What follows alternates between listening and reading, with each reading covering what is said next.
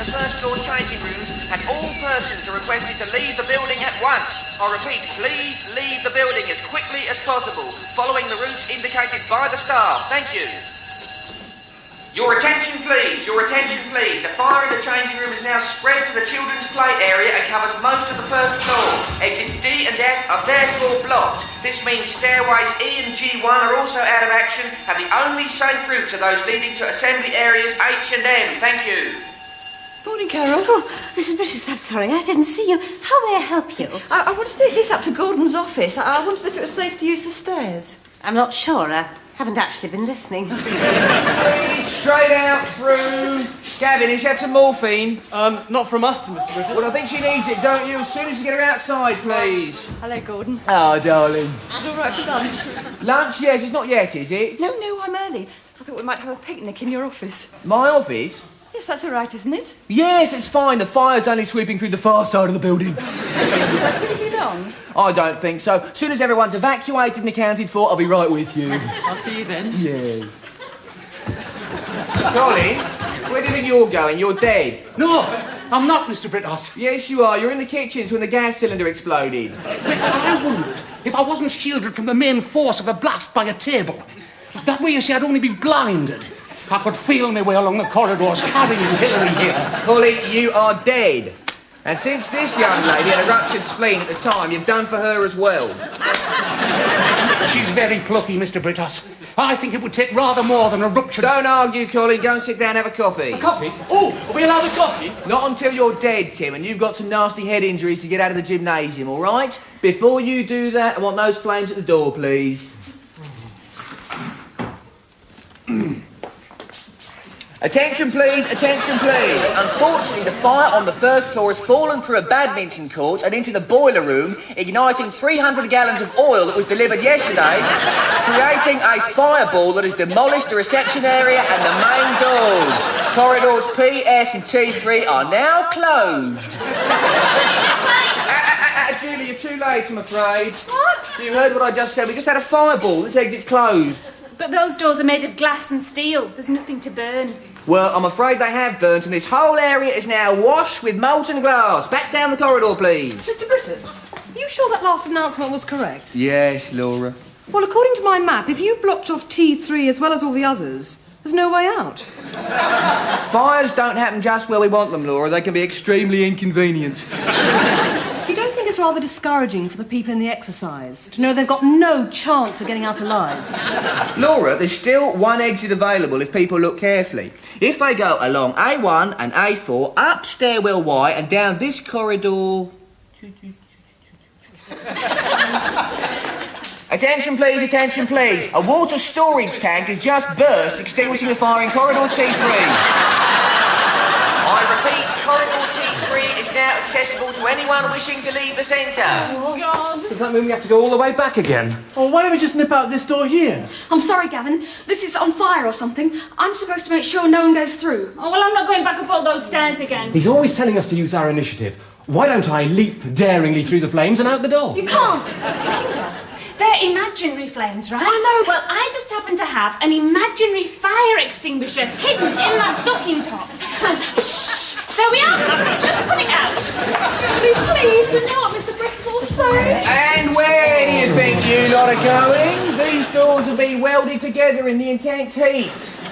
Back down the corridor, please. That's 10 penalty points for you, and I'm going to give you an extra casualty, and this one's unconscious. Will have to be carried, all right? I'm sorry about that, Mr. Brittas. It's all right, Linda. We can't all have forceful personalities. But next time, instead of, oh no, what would Mr. Brittas say? You could use a little bit of realism. Oh? Something like, don't come this way, there's a raging inferno back there. See what I mean? I'll try it, Mr. Brittas. Good. And where do you think you're going, Colin? T3, Mr. Brittas. It was a great relief to hear about that burst water tank. Colin, you are dead. But, yes, I mean, that's what I thought. Had almost given up the will to live. And then somebody gave me this injection and Colin, you are dead. How many times do I have to tell you? You're all dead, dead, dead. Back to reception to join the other bodies, please. Yes, Mr. Brittas.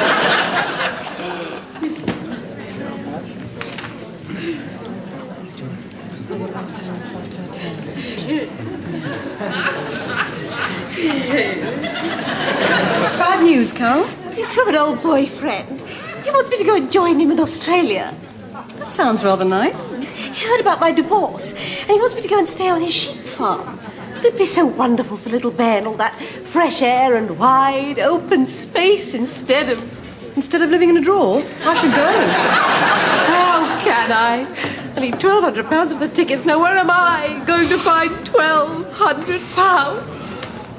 Mrs. Carol Parkinson, Yes, how may I help you? if you could sign here. What for? The bag you handed in last September, Mrs. Parkinson. It was never claimed, so we're returning it, along with the £100 left inside.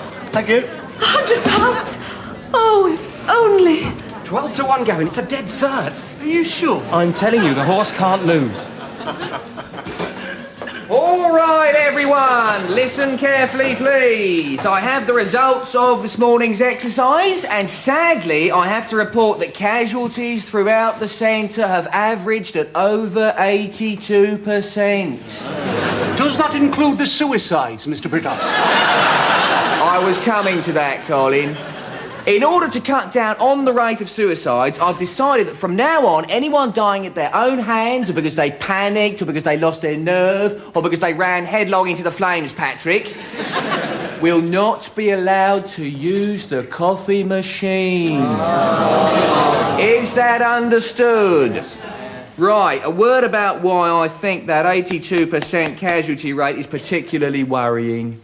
This morning's exercise was just a fire drill. This afternoon and tomorrow, things will not be so easy.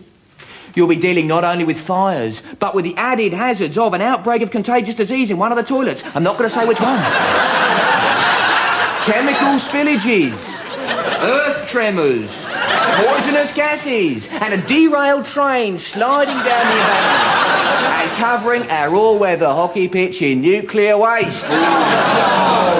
Now, it's hardly worth going on with that little lot if we can't cope with a simple fire, is it? So, everyone back on their feet and let's do it all again.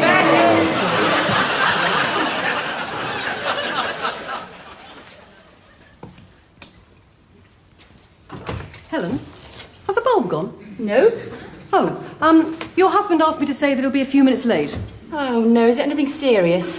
Oh, no, too many people died and we're doing the exercise again. Goodness, this looks lovely. It's just, it's lunch. I'm trying to give up the pills. The Valium? The Valium, diazepam, Librium, well, all of them, really. Dr. Gray suggested I ought to try and cut back a bit. I see. And we've got this new woman at Marriage Guidance who says I don't need tranquilizers at all. What I really need is a new centre to my life. Right. She says I'll only find real inner peace and tranquility through the comfort and security of a warm and loving relationship. With Mr. Brittas? That's what she said. Yes. Well, I think that's lovely. She said the important thing was to try and spend more time with each other, just talking and, well, being together. She thinks that'll help me stay more calm? No, but I've tried everything else, Laura. Acupuncture, aromatherapy, export lager. I've got to give it a try. Well, I think the best thing that I can do is to remind Mr. Brittas that he has a very important lunch appointment. Oh, would you? It's not just for me, you see. It's Tom's parents' evening tonight, and if I could just meet his form teacher feeling calm and relaxed. Right. I'll pass that on.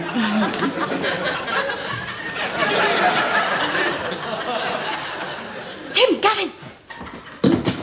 I couldn't help overhearing you talk about a horse earlier. Australian Journey. Is that what he's called? In the 2:30 at Kempton, 12 to 1. And you really think he might win? Oh, we've had a hot tip, Carol. One of Timmy's friends is head stable boy. We're putting 50 quid on. Do you think you could put on something for me? All right, Carol, but keep it under your hat, eh? We don't want everyone to know. No. How much do you want? Well, I've got £100, and I think... Timothy, that lady's life is ebbing away. This is not the time to stand around gossiping. No, Mr. Brittas. No, Mr. Brittas. What was that all about, Carol? Nothing, Mr. Brittas. Carol. I'm not really supposed to tell anyone, but it's wonderful news. Tim's heard from a friend about a horse, and if I bet £100... Carol, I cannot believe I'm hearing this. It's a dead cert, Mr. Brittas. I'm sure if you wanted to put something on... Carol, are we suddenly so rich we have money to throw away?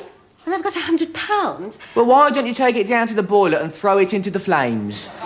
Do I have to? Well, that's what you might as well do if you're determined to waste it down at the bookmakers. At least my way would help heat the swimming pool. Oh, I thought if I... Why don't you give the money to me and I will take it down to the building society for you? Well... That way, at least after a year, I guarantee not only will you still have your money, but that £100 will have grown to £108.50. See? Think about it. I think that's everyone out, Mr. Brittas. Out? They're all waiting for the roll call in the car park. But they can't be. We haven't had the fireball yet. Half of them are still trapped in the squash courts. They broke out of there with a sledgehammer. I'm all for using imagination, Laura, but for a start, that's a load-bearing wall. You couldn't get through that. No, they've done it. They smashed a hole in the back. They what? Well, it was Colin, really. I don't know where he found the sledgehammer, though. Colin is dead. The lavatory roof fell on his head. I saw it. Well, you see, he told me that he'd been left for dead, but in fact, he was only stunned and miraculously recovered. Colin is dead. I'll kill him. Tim is just nipping down to the bookmakers, Carol. Do you still want that £100? I don't think it's a very sensible idea, Gavin. Oh? Would you take the bag to Mr. Brittas's office for me, please? Yes. Thank you. Yes, of course. Thank you. Come in. Oh, Mrs. Brittas. Looks like you've lost a bulb. I'm afraid my husband's not here. Oh, that's all right. I just have to leave this handbag on his desk. It's some lost property that Carol found in Would the... you like a drink, Gavin? What? Glass of wine? No, thanks. You see, I'm on duty and I've got to get... Oh, thanks. Sit down, Gavin. Can I ask you something rather personal? What? Oh, yes, of course, Mrs. Brittas. Do you ever get wound up, emotional, nerves on edge, that sort of thing? Sometimes. And what do you do What? to unwind? Well, I might have a cigarette. You see, drugs are not the answer, Gavin. What you need is a warm and loving relationship. Oh. With someone who can give you emotional support and provide a real centre to your life. That's what you need. Have a cigarette, Mrs. Brittas. Here, I'll light it for you. You see, it's just another crutch, Gavin. Sorry? We shouldn't need things like this. We should be able to rely on our inner resources. That's what Tim says. Is it? Yeah, he hates me smoking. I have to go out to the garden to do it at home. Well, when I used to smoke, Gordon used to leave ghastly health leaflets all over the house. Oh, with pictures of people's lungs. Yeah, Timmy does that. I know he meant well, but I don't think people should pressure their partners like that. Absolutely. I mean, we're all individuals in our own right, aren't we? Absolutely. Would you believe it? I have a deputy manager who's just caused £700 worth of damage in our #1 squash courts. What's that, Gavin? Nothing, Mr. Brittas. That's a cigarette. Ah! I thought we'd established at our last staff seminar that smoking is only for the weak-willed and feeble-minded. Yes. Yes. We better meet at 5 o'clock, Gavin. I'm going to have to take you through the health statistics again. Yes, Mr. Brittas. Before you go, Gavin, I think an apology might be in order. Oh, I'm sorry, Mr. Brittas. Not me, Gavin. Oh, Go on. I'm sorry, Mrs. Brittas, for shortening your life by an estimated 3 minutes and endangering your respiratory system by my thoughtless and selfish behaviour. Mrs. Brittas. Doesn't matter, Gavin. Go on. Gavin? Yes, Mr. Brittas. And a shower and some clean clothes before you're back on duty, please. Yes, Mr. Brittas. What was you doing here anyway? Oh, it's something to do with lost property. Gordon, Lost property? It doesn't come up here. Gavin knows as well as I do. Go straight down to the lost property cupboard, honestly. Well, not now, Gordon, please. What? Oh, we've only got half an hour as it is. I'm sorry, darling. Have we lost a bulb in here or something? I've laid lunch. Ah. Have you done something to the car? No, that's what that woman said at marriage guidance about spending more time together, remember? Quite right, my love. I was just wondering if now's really the time. You said this morning you were taking an hour for lunch. I asked you twice. You promised me. Quite right, my love. Apologies if I'm a few minutes late. You see, I've decided, Gordon. I want you to take these. Right. It's all my medicines. I want you to take them away and get rid of them. I'm giving them up. Are you quite sure? Well, I think we've got to give it a try. Well, Helen, my darling, a toast to my brave little Helen, and may you find the serenity you seek. Thank you. Have you lost a bulb in here? What is it, Julie? Councillor Dapping's downstairs, Mr. Brittas. Dapping? I wonder what she wants. Tell her to go away, Gordon. All right, Julie, be right down. Gordon? Yes? You can't do this to me, you promised. It's Councillor Dapping, my darling. So? Head of the Recreation Committee, could be important. So bloody what? Helen, you're overwrought. I know I'm overwrought. That's why I came here and you said you'd help. I think you're being a little bit unreasonable, my love. I just want to pop downstairs, find out what she wants, tell her I'm not really available, come back up here 5 minutes. Starting when? What? The 5 minutes. When does it start? Right now, my love, right now. Forgot the bag. May as well drop it in the lost property on the way. Save time later when I've got... Yes? 4.5 minutes. Right. Excuse me, not in there, please. What? That's the ladies' changing rooms. I realise you're probably not a peeping Tom, but we must allow the women as much privacy as we can. I am a woman. Oh, so you are. I do apologise. It was all that padding. I'm not wearing padding. In that case, can I interest you in the Women's Rugby Club? We're trying to get it off the ground. We're a bit short of weight in the front row. Simple courtesy costs nothing, you know. Oh, Councillor Dapping, how nice to see you. We'll make this a quick meeting if you don't mind. I've got another appointment. I see you've closed our centre again, Mr. Brittas. Yes, just for 3 days. Safety exercises. I realise not everywhere's as scrupulous, but personally I'd be terrified to let the public in here without properly trained staff. I've come about the new fire escape. Oh, you got my letter. All 3 of them, yes. Now, you apparently want one built from a storeroom on the 3rd floor. A matter of some urgency, as I think you'll agree. Mr. Brittas, you already have a fire escape up there. But can it cope with the potential traffic? It's a disused room the size of a cupboard, Mr. Brittas. How much traffic are you expecting? 58,000 is a great deal of money. Whoa, weighed against the lives of my staff and customers. I wonder, Councillor. Perhaps if I showed you the problem. If you insist. Are your legs all right? Shall we take the lift? I can manage the stairs, thank you. Carol, if anyone calls, I'm taking the councillor up to the roof space, all right? Right. I've sent the money upstairs to your office, Mr. Brittas. Pardon? I took your advice about the £100. Well done, Carol. And now you'll sleep better tonight knowing that money is safe.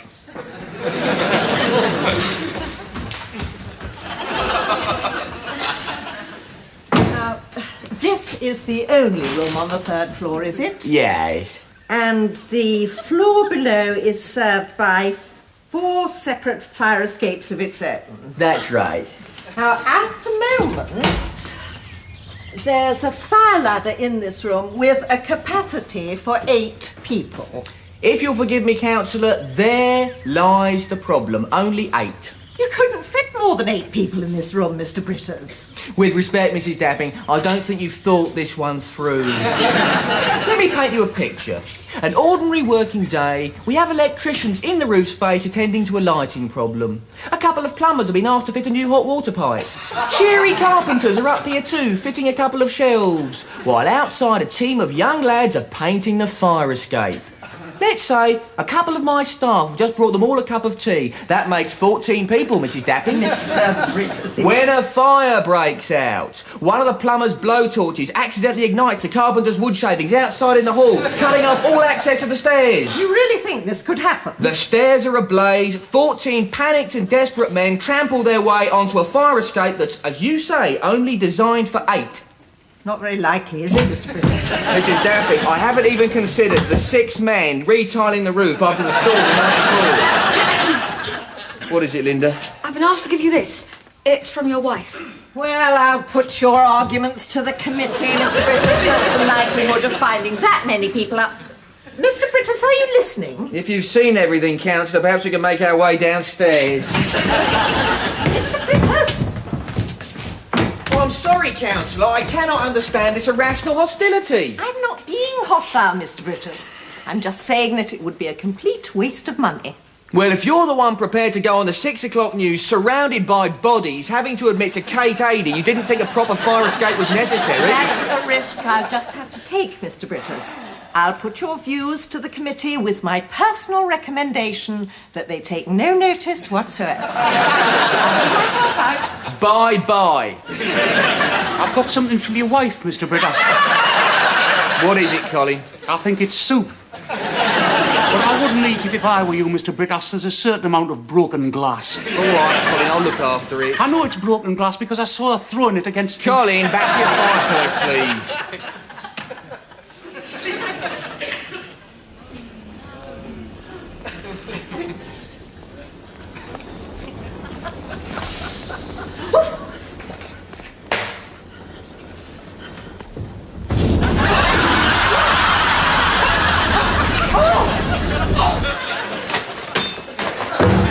Helen, what on earth are you doing? Where did you keep the really big envelopes, Gordon? Did you give this to Colin? Yes, the 5 minutes were up. I thought you needed a reminder. That's it. I'm calling the doctor. Why? You're obviously ill. I'm not ill. I just want what I was promised. I assure you, my darling, ordinary women do not go around putting soup into plastic bags and handing it to Colin. I'm telling Dr. Gray. Well, when he asked, we shall tell him it was your fault. Mine? You promised to be here and you weren't. So I'm a couple of minutes late. I have to go to a parents' evening tonight. I want to be calm. I want to be serene and dignified.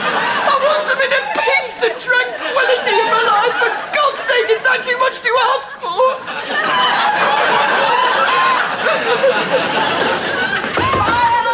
Oh, my God.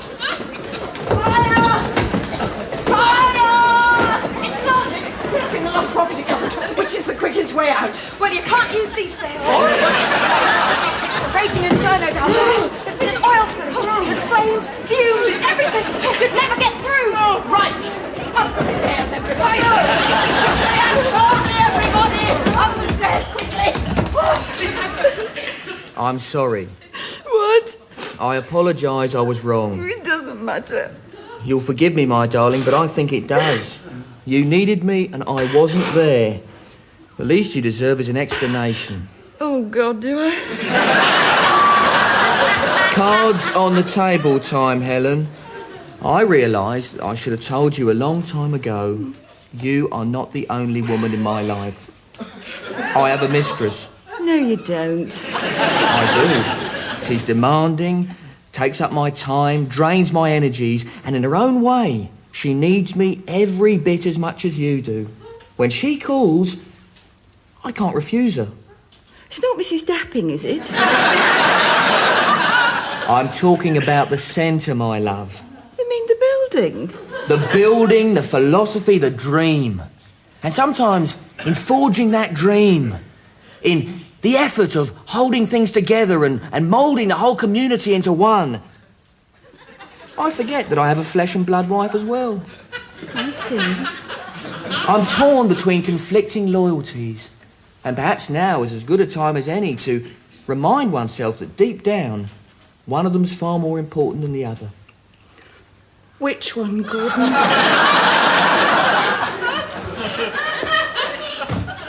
Julie? Yeah? I believe we have a safety exercise starting in 10 minutes. It's cancelled. What? I shall be in conference with my wife for the next 35 minutes. I do not wish to be disturbed.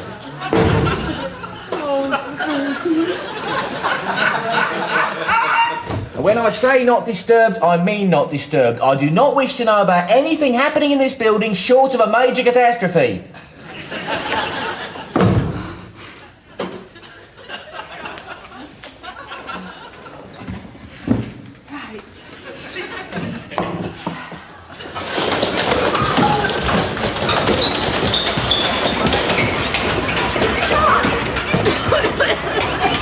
You can't get out that way. Get off! Get off! It's not safe. There's too many of you. It won't take you away.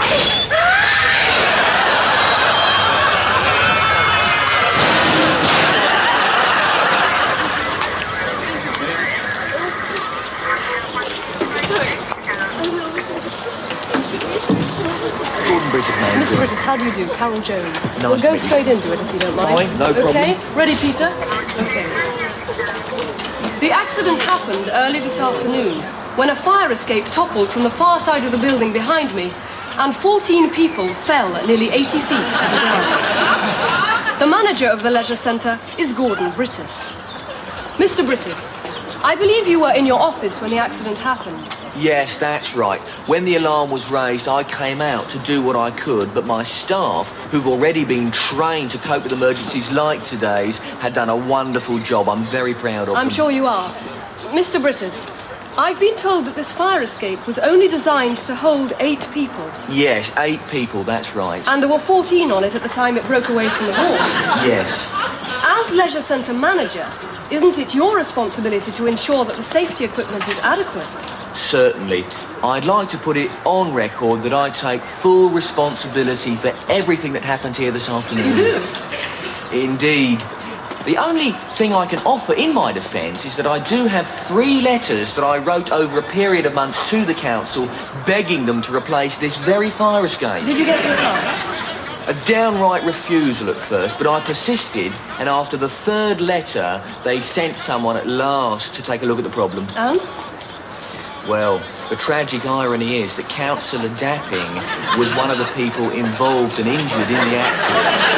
In fact, she fell further than most. It's all very sad. And as you can imagine, it will take a long time for me and my staff to get over the ghastly misfortune of today. Can we do that one again, please? And I was thinking maybe we could move over more in front of the bodies. And I'll get some of my staff to move. We can keep that one. Shows how people care. God, they look awful, don't they? That's mainly makeup, of course. What? Some of them were involved in a safety training exercise earlier, you see. If you take a look at this wound, you'll notice... Ooh, that's a real one. If you look at this one, that will just peel off. That will. Probably. Ready, Peter? OK, we're ready. The accident happened early this afternoon when a fire escape toppled at the far end of the building behind me, and 14 people fell at nearly 80 feet to the ground. The manager of the leisure centre is Gordon Brittas. Mr. Brittas. Sorry? Mr. Brittas, as manager Would of you the leisure excuse centre... me for a moment, please? Could you hold those? Linda, I wonder if you could give my wife these, please. And she'd better have these too. And these, and those.